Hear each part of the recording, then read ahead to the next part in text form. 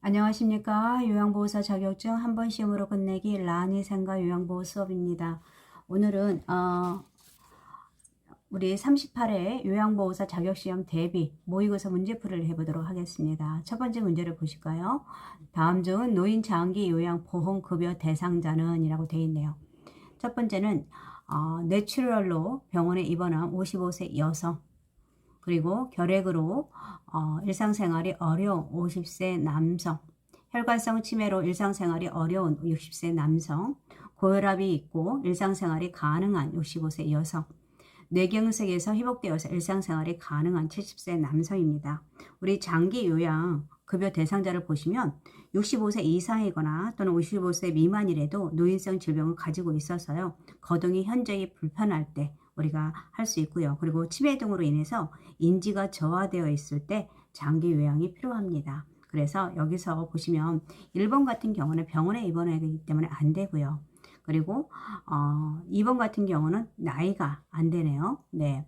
그 다음에 혈관성 치매로 일상생활이 어려운 60세 남성, 이게 답이 되겠네요. 예. 노인성 질병을 우리가 뭐 파킨슨 질환이라든지 혈관성 치매라든지 알츠하이머, 뇌출혈, 파킨슨, 진전 이런 그 외에도 되게 많습니다. 거기서 이런 노인성 질병에 가진 자로서 거동이 현저히 불편해야 되니까 3번이 맞고요.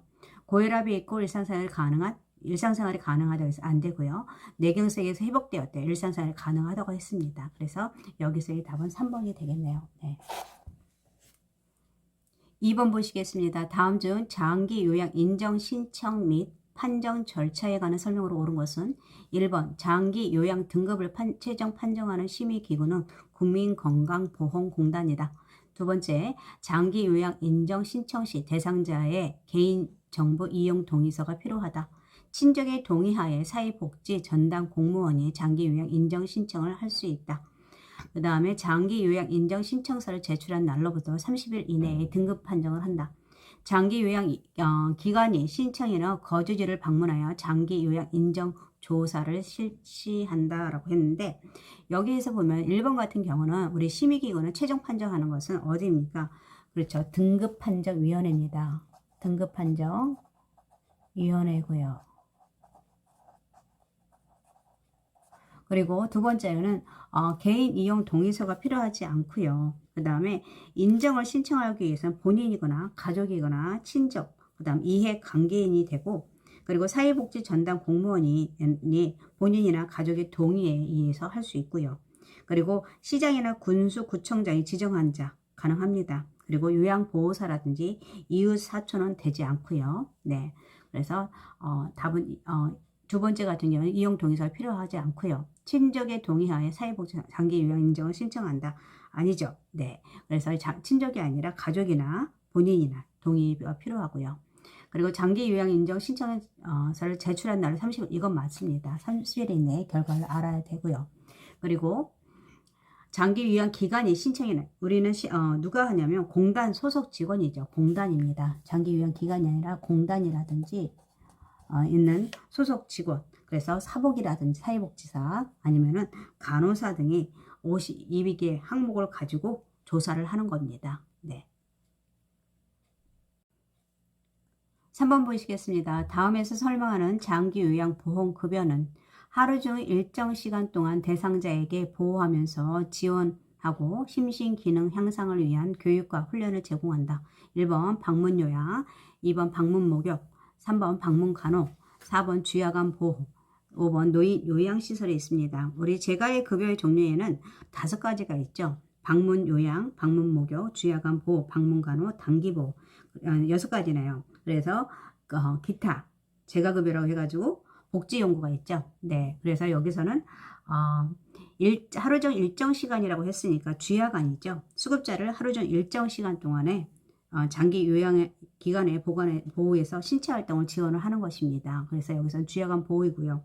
방문 요양 같은 것은 수급자의 가정 등을 방문해서 신체 활동이나 일상생활, 가사 활동을 지원하고 있습니다. 그리고 방문 목욕은 목욕 설비 장비를 갖추고 수급자의 가정이라든지 방문해서 목욕을 제공하고 있고요.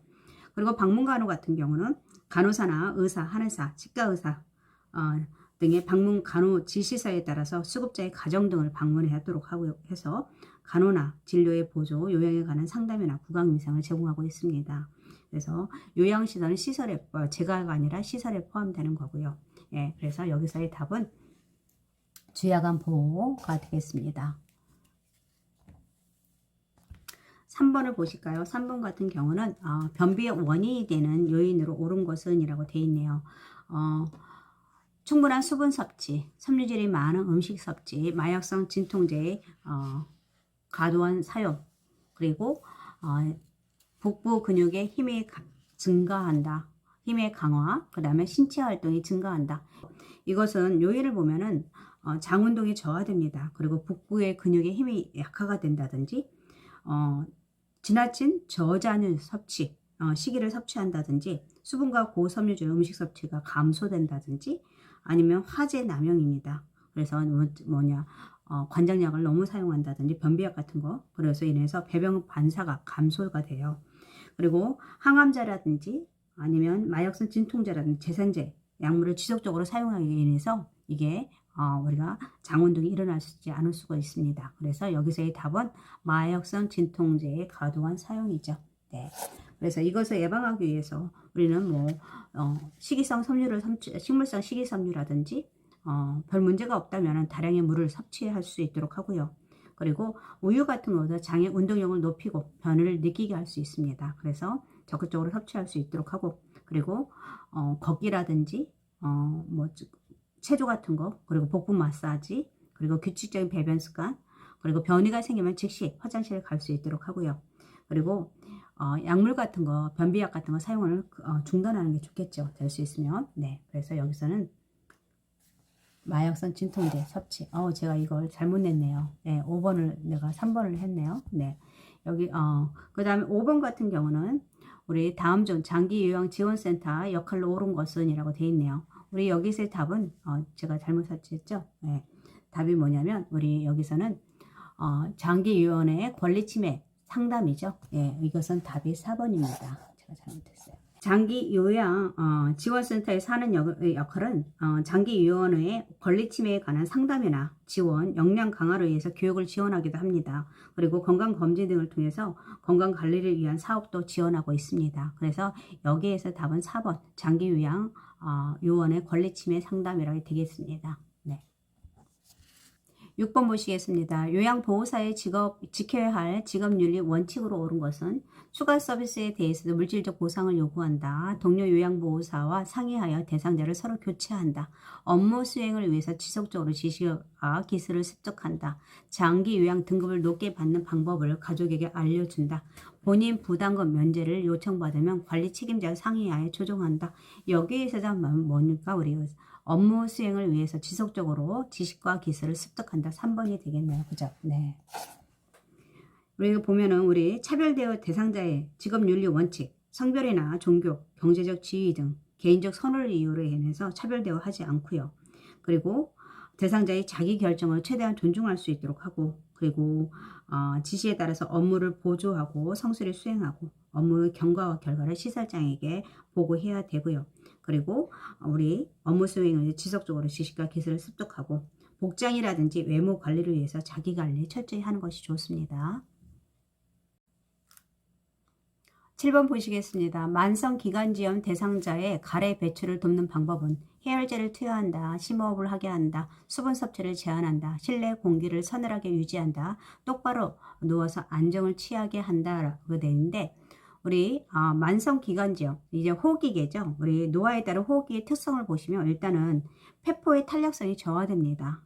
그리고 폐 순환량도 감소되고, 그 다음 호흡 근육의 위축이 오고요. 기침 반사도 저하되고 섬모 운동도 저하됩니다. 그래서 이런 것들로 인해서 기관인의 분비물이 증가하게 되죠. 그렇기 때문에 만성기관지염, 이거는 기관지 부위에 만성적 염증으로 인해서 기도가 좁아집니다. 그리고 숨쉬기가 힘든 질환이죠. 그렇기 때문에 가래 배출을 돕는 방법은 심호흡을 제대로 된 심호흡 깊게 들이쉬고 뱉어낼 수 있도록 하는 것이 좋겠죠. 그래서 심호흡을 하게 한다가 맞고, 이 만성기관지염 같은 경우는 흡연이나 매연 같은 거, 그 다음에 세균성 혹은 바이러스성 감염에 의해서 그런 요인으로 해서 만성기관지염이 되고요. 그래서 이른 아침에 보통 발생하는 가래 끓는 기침이라든지 흰색이라든지 회색 또는 화농성, 점액성의 화농성 가래가 많이 배출되고요. 그리고 이거에 대한 치료라든지 해방은 심호흡과 기침을 유발할 수 있도록 우리가 할 수 있도록 기간지 내에 배출할 수 있도록 하는 것이 좋고요. 그리고 오염된 공기에 노출하지 않도록 그리고 금연하도록 하는 것이 좋겠죠. 그리고 처방받은 거담제라든지 기관지 확장제 같은 거 사용할 수 있도록 하는 것이 좋습니다. 그래서 여기서 답은 2번이 되겠네요. 네. 그 다음에 노화에 따른 심혈관의 특성으로 옳은 것은 이라고 되어 있네요. 혈압 조절 능력이 증가한다. 심장의 탄력성이 증가한다. 심장의 근육량이 증가하고 심장의 정맥의 귀환의 증가. 최대 심박출량이 증가한다. 심혈관계니까 우리 보통 심장 근육이 두꺼워집니다. 오랫동안 사용하시다 보니까 심장 근육이 두꺼워지고 탄력성이 감소되죠. 네, 탄력성이 감소되고 그리고 박출량이라든지 심박동수도 감소됩니다. 근육량이 그리고 정맥기관이 감소되죠. 네, 그래서 부종 같은 것이 많이 오죠. 네, 그래서 혈액순환이 감소되고 그 다음에 최대 심박출량도 감소되고요. 네, 근육량은 증가한다고 했습니다. 그래서 여기서의 답은 8번에 3번이 되겠네요. 네, 근육량이 증가해 두꺼워진다고 했으니까 네, 답이 맞을 것 같고요. 증가가 아니라 감소되겠죠. 네. 9번 보시겠습니다. 요양보호사가 감염되면 대상자에게도 전염될 수 있어 주의해야 하는 질병은 신장염, 노로감염, 알레르기성 비염, 노로바이러스 장염, 만성 폐쇄성 폐질환. 여기서는 우리가 노로바이러스 장염 같은 거죠. 예. 요양보호사가 감염된 경우에는 이틀이나 3일 정도의 요양 업무를 중단하는 것이 좋습니다. 그리고 증상이 회복되고 나서도 최소 2, 3일간은 음식 조리를 참여하지 않는 것이 좋죠. 그래서 이것은 노로바이러스 장염이 되겠네요. 네. 10번 보시겠습니다. 다음 중 식중독 발생할 가능성이 높은 경우는 생선과 조개는 냉동 보관한다. 달걀은 비벼 씻어서 보관한다. 먹고 남은 음식은 즉시 버린다. 두부는 냉장 보관한다. 육류는 냉정실에서 해동하거나 전자레인지를 이용한다. 이거 답은 3번이겠네요. 그죠? 달걀 같은 게 표면에 보호막이 제거되면 변질되기 쉽습니다. 그래서 비벼서 씻지 않도록 하는 것이 좋고요. 그리고 생선과 조개류 같은 거, 네, 머리를 내장이라는 머리 제거하고 흐르는 물에 찬물에 씻어서 소금물에 담근 후에 물기를 제거해서 밀폐 봉투에 넣어서 냉동 보관하는 게 좋고요. 조개류 같은 경우는 하루 이상 보관 시에는 물에 담궈두는 것보다 신문지에 싸서 냉동 보관하는 게 좋고요.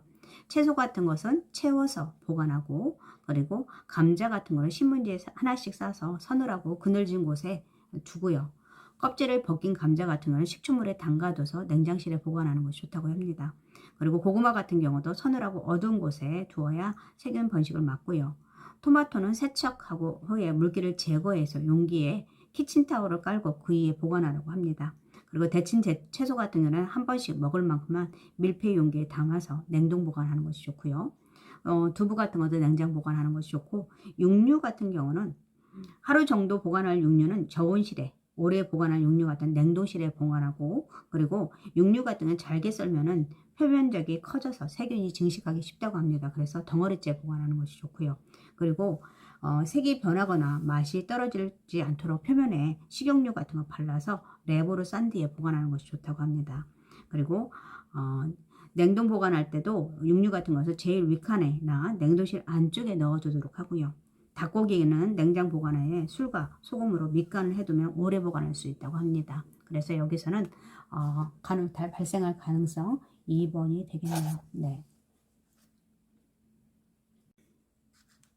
11번 보시겠습니다. 알아듣기는 해도 말로 표현이 어려운 대상자와 의사소통하는 방법은 귀에 대고 천천히 또박또박 말한다. 몸짓이나 얼굴 표정 등으로 이야기 전달을 돕는다. 그림판, 문자판을 이용하여 표현하게 한다. 날짜나 달력, 시계 등을 자주 인식시킨다. 환경적 자극을 최대한 줄인다 라고 했는데 여기서 알아듣기는 해도 말로 표현이 어려운 대상자 같은 건 뇌병변이나 외상 같은 원인으로 인해서 말하는 능력이나 듣고 이해하는 능력에 이상이 있을 때 언어장애 대상자 의사소통하는 방법이네요. 그럴 때는 그림판이나 문제판을 이용해서 표현하게 하도록 하는 것이 좋겠죠. 네. 그리고 이런 분들은 얼굴과 눈을 응시하면서 천천히 아이 컨택 하면서 할 수 있도록 하고요. 그리고 집중할 수 있도록 소음이 있는 곳을 피하면서 대화할 수 있도록 하고 앉아서 하고요. 질문에 대한 답변이 끝나기 전에 다음 질문을 하지 않도록 하고 고개를 끄덕여서 듣고 있는 것을 알리고요. 네, 아니오로 짧게 대답할 수 있도록 하고 그리고 잘 표현했을 때 칭찬과 더불어서 긍정적 공감을 표현해 주도록 하는 것이 좋습니다. 12번 보시겠습니다. 의식이 없는 대상자에게 심폐소생술 시 가슴 압박 방법으로 옳은 것은 라고 했네요. 우리 매 압박 시 압박 위치를 바꾼다. 아니죠. 절대 안 되고 심폐소생술 시 가슴 압박은 분당 100회에서 120회로 한다. 이게 답이겠네요. 가슴 압박 30회와 인공호흡 1회를 번갈아 실시한다. 아니죠. 인공호흡은 2번, 30대 2죠. 그래서 가슴이 약 3cm 정도 눌릴 수 있게 체중을 실어서 압박한다. 아니죠. 5cm 정도. 그 다음에 가슴 압박 시 흉골 하단 칼돌기 부위에 손바닥을 놓는다 하는데 아니죠. 그쪽에 놓지 않도록 하는 것이 좋습니다. 그래서 우리가 일단은 우리 하는 거 보면 심폐소생술 단계를 먼저 볼게요. 반응을 확인해야죠. 반도각이라고 해가지고